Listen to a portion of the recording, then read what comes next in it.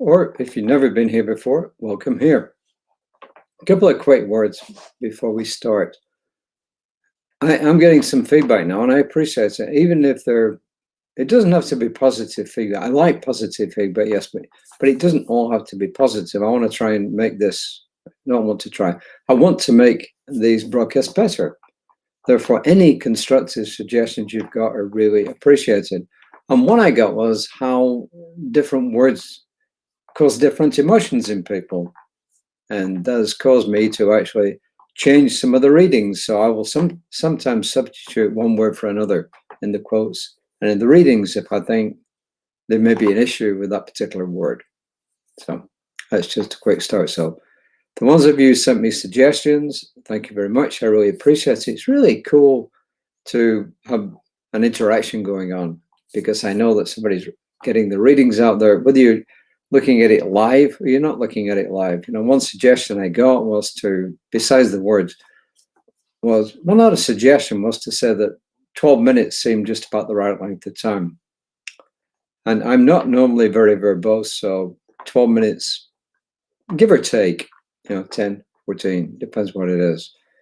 Unless I get a lot of feedback saying they'd like more, then we'll keep it at somewhere in that 12-minute range, okay? Let's have a look at the reading. Reading today is called More Than Just, ... More Than Just. First quote is from Joel Goldsmith, he was a kind of an odd character because he was a great one for, promoting meditation and just knowing that things were going to happen, and for promoting all things spirit.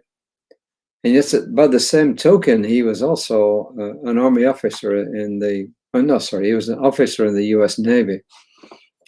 And how he juxtaposed these two things and made them balance, I don't know, but he did. And he's written some quite good books. This one's called The Art of Meditation. And from page 16, this is what he says. And I'm changing words here. Spirit is the essence of our being, the life, soul, mind, spirit, law, continuity, and activity. That's spirit with a capital S. And Holmes says, since spirit is everywhere, and since the subtle essence of the infinite is invisible, we do not have to search out the divine spirit, but rather we should recognize it, capitalized, as the center of all life. That's Ernest Holmes in Richer Living. Page 9, paragraph 1. I'm going to read the whole reading and then I'll come back because I do have some comments. They're not negative comments at all, but they're kind of reinforcement comments about the reading. And what I like about a lot of these writers is they use real world stories to promote their messages, which is good because, once again, remember that old saying, facts tell, stories sell, which is one good reason for including them in these kind of broadcasts, in Sunday talks and so on. Bowling Green, Kentucky is known for its trees. Lush green canopies once were a signature characteristic of its neighborhoods. That was until a deadly tornado with wind speeds between 136 and 165 miles per hour ripped through the area on December 11th, 2021, destroying almost 4,000 trees. Gone were the beautiful canopies, generations in the making. Although devastated, determined residents made plans to rebuild. A local organization, Operation Pride, capitalized, assisted by the Arbor Day Foundation and its partners, held a tree giveaway, gifting 565 trees for residents to plant. Operation Pride executive director, Melanie Lawrence, noted that people wanted the trees for different reasons. Makes sense. Some cheerfully related how they wanted their grandchildren to have memories of playing underneath the trees, just as they themselves had. Others emphasized the importance of trees to the environment. Melanie Lawrence concluded that people understood that the trees were more than just trees. Then our writer, Joanne, goes on to say, the phrase more than just struck me. When I unpacked that phrase in my mind, I realized everyone and everything is more than just. Behind physical appearance, spirit is in each one.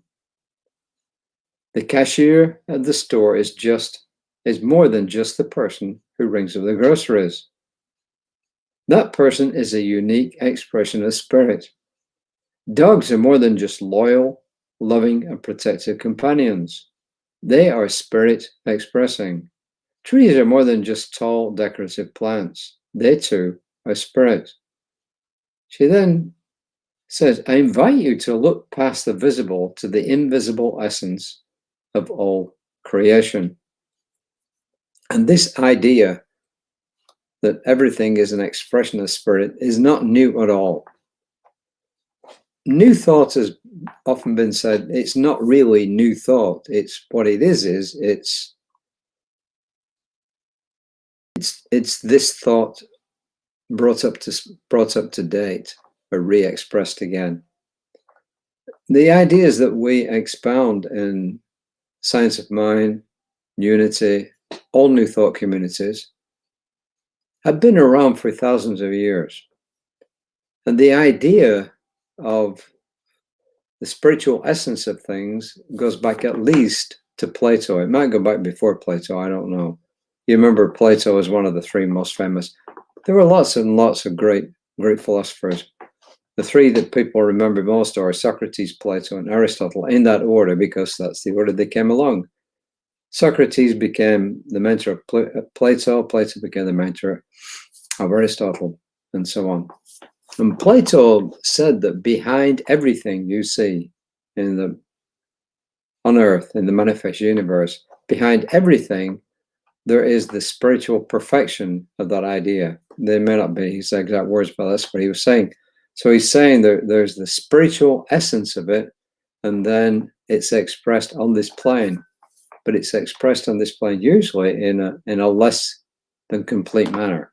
Well, that's another story entirely. So this idea that everything that you see is just an expression of spirit is another way of saying that the divine, the source of all being, the divine, is behind everything that you see. Which means, going right back, guess where it takes us? It takes us right back to spiritual mind treatment, affirmative prayer, because if you and I are expressions of that one source, then that one source is expressing itself as us. If it's expressing itself as us, then its power is also expressing itself as us. And all we have to do is to tap into that power. It's not our power, it's the power of the all, the spirit, the grand of all being, the divine, whatever you want to call it. And so this is where our basis for spiritual mind treatment comes from, that we're one with all that is, and that its power is flowing through us, and it's readily available to us. And all that we have to do is to concentrate on what we want with feeling and allow spirit, with which we're always connected. We say we release it into the law, but in actual fact, there is nowhere that my and your subconscious mind ends and the subjective mind of spirit begins. There is nowhere. There is no beginning or end. It's kind of like the seas around the world and the oceans. There's nowhere where the Atlantic Ocean ends and the Pacific Ocean begins. There's nowhere where the Indian Ocean ends and the Pacific begins on one side, Sea of China and so on. And it's kind of like that. There just isn't. One morphs into the other. And because of this, we're able to employ that power that's flowing through us. And the thing is, beyond what our friend's talking about here, where she's saying to respect everything, because like you and me, everything is an expression of this one source, and respect them as such, it gives us the opportunity to make changes in the world. I remember when I was still working in corporate America, I would tell the people working under me that Everybody was important, from the janitor up to the CEO. Everybody was important. And I would then ask them a question. Who would you miss first, the CEO or the janitors, if they were off for a week? There's only one answer to that. You've missed the janitors before you've missed the CEO, more than likely. Why should we start waiting for a decision from him or her? So my whole point here is, and she gives us a long-winded affirmation. She gives us 2 affirmations, actually. The whole point of this is that we're expressions of spirit, and we should respect everything that's out there, whether it's another human being, it's a plant that's growing in our garden, it's the cats, dogs, trees, even the planet itself, Gaia. We respect it. The affirmation says, I'm blessed to know that everyone and everything in my life is more than just. I'm blessed to know that everyone and everything in my life is more than just. I allow my heart to see the true substance back of all that is, recognizing that it is spirit and expression. I allow my heart to see the true substance back of all that is, recognizing that it is spirit and expression. Well, one final word. I was watching the TV this morning, and we try and nitpick the news so we kind of hopefully watch good stuff or information. One of the doctors on the news program this morning was, guess what, telling people about mindfulness, about how important it was. And the example he used is what we use a lot. He said, when you're cleaning your teeth, clean your teeth. And that's something you've heard from us quite often, right? Or something very similar. So with that, I just want to remind you that even though it's Sunday tomorrow, Reverend Lisa will be on at 9 o'clock in the morning. At 11 o'clock will be our service. And then at 12:30, if you are a member, you have to be a member. If you're a member of our community, then let us know, because we're having our annual business meeting, and this year it's still online on Zoom. So if you're a member, you can send an email requesting that, and you'll get the link. Probably get passed on to me, actually. So with that, that's all I got to say. I think I probably said enough. And now I am going to say au revoir, adieu, take care, and remember, this is a good, appropriate time to say the light of God surrounds us, and the love of God enfolds us, and the power of God protects us, and the presence of God watches over us, because everywhere God is, all is well. So go in peace, go in love. Until next time, namaste.